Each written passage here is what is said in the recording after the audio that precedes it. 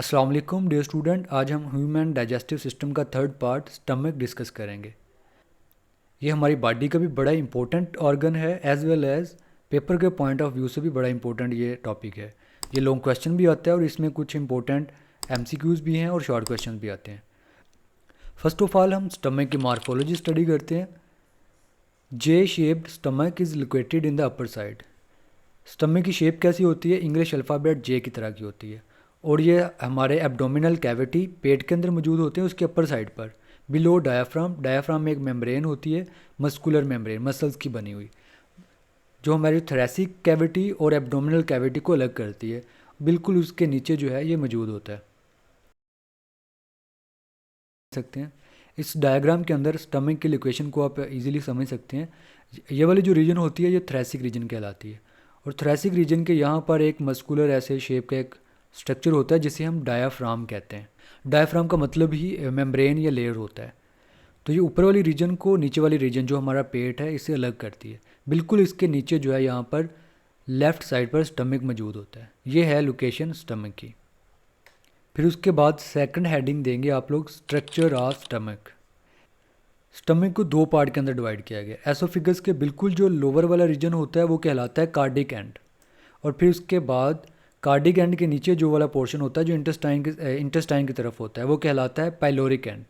ये दोनों की डेफिनेशन भी है। पहले कार्डिक एंड की यहाँ से द पार्ट ऑफ स्टमक से लेकर कार्डिक एंड तक, फिर उसके बाद शुरू हो जाएगी पाइलोरिक एंड की और यहाँ तक। फिर उसके बाद नेक्स्ट डेफिनेशन है कार्डिक स्फिंक्टर। स्फिंक्टर कहते हैं रिंग ऑफ मसल्स को। दो रिंग ऑफ मसल होते हैं, पहले वाला जो होता है कार्डिक स्फिंक्टर कहलाता है और सेकंड वाला जो होता है पाइलोरिक स्फिंक्टर कहलाता है। इसको भी हम ग्राफिकली देखते हैं। यहाँ पर स्टमक के डायग्राम के अंदर देखें आप लोग, जो इसका कार्डिक एंड है और जो एसोफेगस है, खुराक की नाली जो है, इनके दरमियान यहाँ पर मसल्स का एक रिंग पाया जाता है जो इस ट्यूब को एक्चुअली बंद करने के लिए होता है, स्टमक के माउथ को बंद करने के लिए होता है। तो इसको हम कहेंगे कार्डिक स्फिंक्टर्स। और जो स्टमक और इंटेस्टाइन के दरमियान रिंग ऑफ मसल्स होता है इसको हम कहते हैं पाइलोरिक स्फिंक्टर कहते हैं। और इन स्फिंक्टर का फंक्शन ये होता है कि ये खुराक को वापस दोबारा खुराक की नाली में नहीं जाने देते। आप लोगों ने नोट किया होगा कि खाना खाने के बाद अगर हम लेट भी जाएं तो वो खाना बाहर नहीं आता, तो उसकी वजह क्या है? ये स्फिंक्टर्स हैं, कार्डिक स्फिंक्टर और पाइलोरिक स्फिंक्टर। नेक्स्ट हेडिंग आप देंगे function of stomach.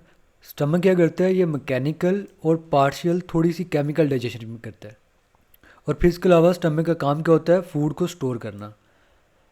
Next heading देंगे आप लोग स्मूथ मसल। स्टमक की जो वाल है, ये वाली जो दीवार होती है किसकी बनी होती है? मसल की एक टाइप है स्मूथ मसल, उसके बने होते हैं, जो आप लोगों ने नाइन्थ में पढ़े थे। जैसे ही फूड स्टमक के अंदर पहुंचती है ये मसल्स तेज़ी के साथ कंट्रैक्ट और रिलैक्स होते हैं। मसल्स के कंट्रैक्ट और रिलैक्स होने से चर्निंग होती है। चर्निंग किसे कहते हैं? Breaking down of food into smaller pieces. जो हमने बोलस स्वेलो किया होता है वो यहाँ पर मज़ीद स्मॉल पीस के अंदर डिवाइड हो जाता है।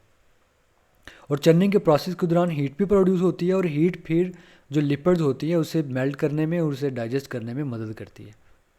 फोर्थ हेडिंग देंगे आप लोग ग्लैंड्स ऑफ स्टमक। स्टमक के अंदर ग्लैंड्स होते हैं। ग्लैंड स्पेसिफिक टाइप के टिश्यूज़ होते हैं जो मुख्तलिफ तरह के केमिकल्स रिलीज़ करते हैं और वो केमिकल्स फूड के डाइजेशन के लिए ज़रूरी होते हैं। इन ग्लैंड्स को कहते हैं गैस्ट्रिक ग्लैंड्स, और ये जो सक्रीट करते हैं उसे हम कहते हैं गैस्ट्रिक जूस। जैसे हम ओरल कैविटी के अंदर सलाइवा की बात करते हैं, स्टमक के अंदर हम गैस्ट्रिक जूस की बात करते हैं। गैस्ट्रिक जूस के अंदर तीन चीज़ें होती हैं। पहला हाइड्रोक्लोरिक एसिड होता है और इसके अंदर एक इनएक्टिव पेप्सिनोजन इंजाइम्स होता है। हाइड्रोक्लोरिक एसिड पेप्सिनोजन इंजाइम के साथ मिलता है, देन पेप्सिनोजन एक्टिव होता है और जो एक्टिव इंजाइम कहलाता है पेप्सिन। और तीसरी चीज़ जो इसमें होती है वो म्यूकस होता है। पेप्सिन क्या करती है? ये प्रोटीन्स को ब्रेक करती है और छोटे स्मॉलर यूनिट अमीनो एसिड के पेप्टाइड उसमें चेंज करती है। और हाइड्रोक्लोरिक एसिड क्या करता है? पैथोजेनिक बैक्टीरिया, बीमारियां फैलाने वाले जो बैक्टीरिया होते हैं, हाइड्रोक्लोरिक एसिड उन्हें किल कर देता है। हमारे स्टमक का जो हाइड्रोक्लोरिक एसिड होता है 2,3 pH होती है इसकी, इतना स्ट्रॉन्ग होता है कि ये मेटल को भी, लोहे के पीस को भी ये डिज़ोल्व कर सकता है, लेकिन हमारा स्टमक इससे प्रोटेक्ट रहता है। वजह क्या है? वजह है म्यूकस। और यहाँ पर हम म्यूकस का फंक्शन देखते हैं। ये प्रोटेक्टिव लेयर बनाता है इनर वॉल्स ऑफ स्टमक, जो अभी हम बात कर रहे थे। और जैसे ही HCl आकर स्टमक की वाल के साथ अटैच होता है तो ये उसे न्यूट्रलाइज कर देता है, ख़त्म कर देता है उसकी जो स्ट्रेंथ होती है। और फिर इसकी वजह से जो पेप्सिनोजन होता है वो स्टमक की वाल के पास जो वाले पेप्सिनोजन एंजाइम्स होते हैं वो एक्टिव नहीं हो सकते, इनएक्टिव रहेंगे, जिसकी वजह से फिर स्टमक वाल जो है महफूज रहेगी पेप्सिनोजन से। यहाँ पर स्टमक की एनाटॉमी को रिप्रेजेंट किया गया है, गैस्ट्रिक ग्लैंड को यहाँ पर एलेबोरेट किया गया है। गैस्ट्रिक ग्लैंड के ऊपर जो अपर वाले टिश्यूज़ होते हैं वो म्यूकस सेक्रीट करते हैं, उसके नीचे के जो टिश्यूज़ होते हैं वो HCl सेक्रीट करते हैं, और उसके नीचे के जो सेल्स हैं, टिश्यूज़ हैं, वो पेप्सिनोजन सेक्रीट करते हैं। तो इस तरह ये तीनों मिलके गैस्ट्रिक जूस बनाते हैं और डाइजेशन के अंदर अपना अपना रोल प्ले करते हैं। लास्ट के पैराग्राफ की हेडिंग आ जाएगी काइम फॉर्मेशन। इसमें बताया गया कि हमारे स्टमक के अंदर फूड जो है 3 to 4 आवर्स तक रहती है, 3 से 4 घंटे। MCQs भी है ये वाला। और जैसे ही स्टमक फूड के ऊपर फंक्शन परफॉर्म करता है, एक्शन करता है, तो फूड चेंज हो जाती है सूप लाइक मिक्सचर के अंदर, जिसे हम क्या कहते हैं, crime.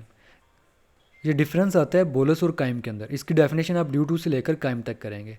Pyloric sphincter control the flow of chyme, और काइम की मूवमेंट को कंट्रोल करता है पाइलोरिक स्फिंक्टर्स। यहाँ पर पाइलोरिक स्फिंक्टर ओपन होता है तो फिर काइम 5 to 15 ml काइम जो है नेक्स्ट इंटेस्टाइन में इंटर हो जाता है, और फिर उसके बाद उसके अंदर मज़ीद उसकी डाइजेशन होती है। तो डियर स्टूडेंट, ये था स्टमक।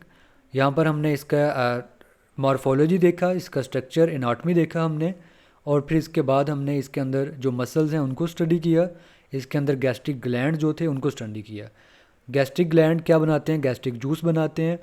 उसके अंदर होता है हाइड्रोक्लोरिक एसिड होता है, म्यूकस होता है, पेप्सिनोजन एंजाइम्स होते हैं, और इनका हमने फंक्शन देखा। और फाइनली हमने काइम फार्मेशन देखी, और फिर हमने देखा कि कितनी अमाउंट में काइम जो है वो इंटेस्टाइन में इंटर होता है। और हमने कुछ ब्रीफ सा स्टमक का फंक्शन भी देखा कि स्टमक मैकेनिकल और पार्शियल केमिकल डाइजेशन करता है, और इसके अलावा फूड को स्टोर करता है। ओरल कैविटी के अंदर कार्बोहाइड्रेट्स की डाइजेशन होती है पार्शियल, और स्टमक के अंदर प्रोटीन की पार्शियल डाइजेशन होती है। अब हम इस टॉपिक के कुछ इंपॉर्टेंट MCQs देखते हैं। First one is cardiac sphincter is present between stomach and small intestine, esophagus and stomach, mouth and esophagus, large intestine and rectum. Correct option is beta. MCQ number 2.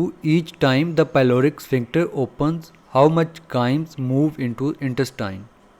1 to 3, 20 to 30, 5 to 15, 50 to 60. The correct option is Charlie, 5 to 15 ml. MCQ number 3. Pepsin enzymes digest fats into fatty acid, starch into glucose, proteins into peptones, vitamins into minerals. The correct option is Charlie, proteins into peptones. So dear student, आज का हमारा important topic complete हुआ। Okay, अल्लाह हाफिज़।